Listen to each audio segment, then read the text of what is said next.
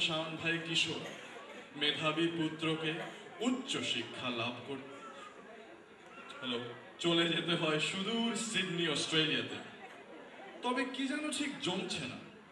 আসলে মনে প্রাণে তো তখন শাওন ভাই ঢাকারই পোলা।